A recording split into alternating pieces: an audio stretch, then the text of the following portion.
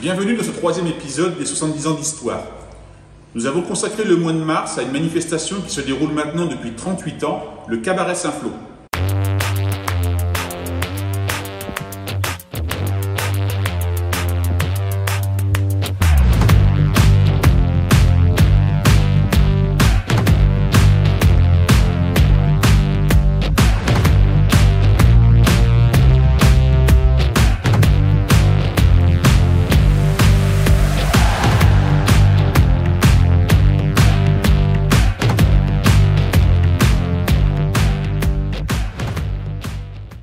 Le Cabaret Saint-Flour est né sur les bords du terrain de Massuja, suite à l'idée de plusieurs compagnes de joueurs. En ayant marre d'avoir froid le long de la main courante, ces femmes lancèrent l'idée d'une soirée pour le club au président de l'époque, Bernard Villain. Nous sommes alors en 1983. L'idée de départ était très vague. Elles créèrent un groupe de danse pour commencer, composé de femmes de joueurs, éducateurs ou dirigeants volontaires. Rapidement, le groupe demanda aux hôtes du club de participer également, par le chant ou même la comédie. L'équipe du cabaret s'agrandit alors et décidèrent de débuter les répétitions en septembre 1983. La première représentation se déroulera en février 84 au patronage laïque de Niort. Le succès fut total avec une salle pleine à craquer rassemblant près de 400 personnes. C'était une folie. Tout le club était concerné, c'était en février 84, tout le club était concerné, soit sur scène, soit pour l'organisation. L'année suivante, nous avons repris le cabaret pour 2 soirées, et là encore, nous avons tout rempli. C'est devenu ensuite 4 soirées, puis 8, puis 10 soirées, et on arrivait pendant les années 2000 à 3000 spectateurs. Donc le Cabaret Saint-Flour devenait une institution à Niort, un rendez-vous des Niortais. Ça a été une des plus grandes réussites du club, c'est clair. Tout le club s'était impliqué dans l'organisation du spectacle, que ce soit dans l'animation ou même pour tenir la buvette. Face au succès de cette première édition, ils décidèrent de reconduire l'animation. Ils réaliseront l'année suivante 2 spectacles sur 2 soirées consécutives, composés de danse, sketch, pièces de théâtre. Nous sommes alors en mars 1985.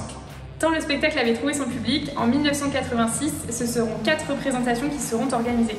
Cela continuera jusqu'en 1994 avec un spectacle best-of pour clôturer cette période. De nombreux souvenirs. Mais moi, ce que je retiendrai en tant que comédien, bien entendu, c'est pouvoir s'exprimer devant des salles pleines. Et évidemment, la réponse publique nous encourageait forcément. Et c'est un bonheur d'être sur scène, c'est clair. Mais ça, tous les comédiens du Cabaret Saint-Flour pourraient dire la même chose. Durant ces 11 premières années, le cabaret se produira successivement au patronage laïque, à l'Olympia de Niort, c'est-à-dire l'ancien cinéma avenue de Paris, et le Médine, également avenue de Paris. Les textes du cabaret sont inspirés des communes aux alentours et de certains de leurs représentants, ce qui rend le cabaret très populaire.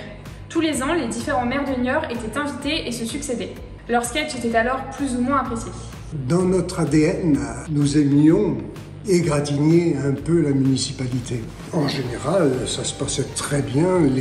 Les maires de l'époque, puisqu'on en a connu plusieurs, prenaient ça très bien, une très bonne autocritique de leur part. C'était même devenu des amis, puis ils venaient nous voir chaque année, sauf une année. L'élu n'avait pas du tout apprécié notre prestation et elle a été battue dans les élections municipales suivantes. Et elle a dit à un de ses amis qui nous l'a reporté, « Tu vois, le seul point positif de notre défaite sera qu'on n'aura plus à se taper le Cabaret Saint-Flour. » Le Cabaret Saint-Flour devint rapidement une institution sur Niort. À l'époque, seuls les spectacles du CAC et les petits théâtres des communes aux alentours proposaient ce type de sortie. Les gens sortaient donc grâce au cabaret. En 1996, l'Union Saint-Florent traverse une période financière compliquée, ce qui motiva alors la relance du cabaret pour 4 spectacles à Mougon. Cela a été alors difficile de reformer une équipe complète. Et Bernard Pougnard, présent pour le cabaret dès son origine et président à cette période, décida donc d'aller solliciter ses amis des différents cabarets pour lui venir en aide. La proportion de participants du cabaret au sein du club a donc fortement diminué. J'ai joué, je peux en citer 3 ou 4, avec Frédéric Proust, qui est devenu comédien professionnel. J'ai joué avec Michel Garot que tout le monde connaît à Saint-Flour, qui malheureusement est décédé.